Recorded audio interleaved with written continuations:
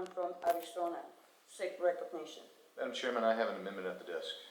The clerk will designate the amendment. Amendment number 101, printed in Part B of House Report number 116-119, offered by Mr. Biggs of Arizona.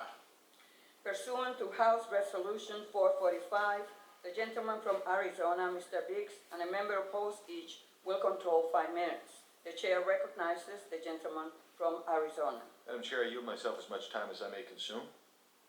The gentleman is recognized. Thank you. I rise in support of my amendment that prevents funds from being used to finalize, implement, or enforce the draft guidance issued by the Food and Drug Administration in December of 2017 titled Drug Products Labeled as Homeopathic, Guidance for FDA Staff and Industry.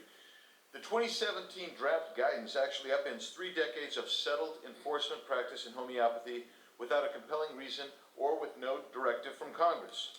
My amendment would prevent that overreach and maintain the safe and effective guidance that has been in place since 1987. For decades, homeopathy has thrived as the fastest growing alternative to pharmaceuticals, and FDA estimates more than 3 million Americans use it. The products can be a natural alternative to addictive opioids in the management of pain and other conditions. The current guidance provides a precise definition of a homeopathic product and clear manufacturing standards. Violations of these standards are already subject to FDA enforcement. The proposed change in guidance goes too far by restricting access to safe homeopathic medicines while also being less effective at regulating the safety and quality of homeopathic products. The new guidance replaces clear definitions with a vague, risk-based approach.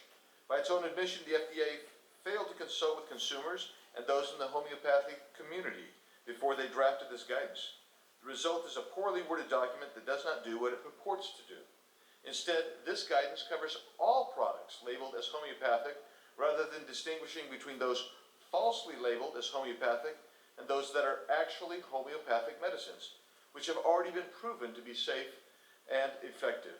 As written, the guidance threatens to limit access to safe and effective homeopathic medicines by subjecting them to new enforcement actions inconsistent with past practice and existing law. The guidance purports to address improperly manufactured homeopathic products, and I support that.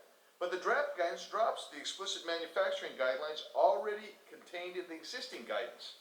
Under the draft guidance, Americans would have fewer assurances that their homeopathic medicines are pure and properly manufactured.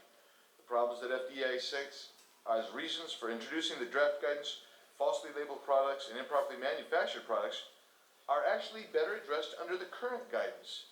And the FDA has been effectively addressing these issues for the last 30 years.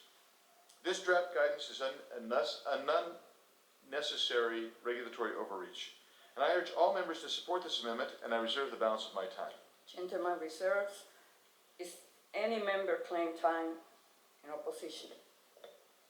Madam Chair, For what purpose the gentleman from Nebraska seek recognition? Madam Chair, I rise to claim time in opposition primarily to engage in a discussion with the gentleman from Arizona. Recognized. First, let me say, Madam Chair, I do understand the concerns of the gentleman from Arizona.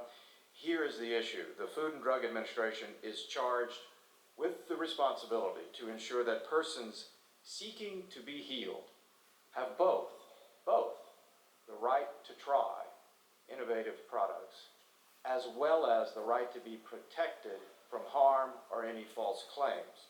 And so let me say to my friend Mr. Biggs, we would like to offer this. Chairman Bishop and I would seek the opportunity to have the FDA, the Food and Drug Administration, meet with us to dialogue on the very important issues that you are raising and to relay your concerns. And I will commit to you that your objections will be conveyed to their leadership before they move forward on this guidance. So in light of that consideration, I kindly respectfully request that you consider withdrawing the amendment, and I reserve the balance of my time. The gentleman reserves. Madam Chair. The gentleman from Arizona is recognized. Thank you. I thank the gentleman for his comments and Ranking Member Fortenberry's assurances that we can get together with the FDA and see what we can do to resolve this very difficult issue. I look forward to working with him on this issue going forward, and with that, Madam Chair, I will withdraw my amendment and yield back. Amendment is withdrawn.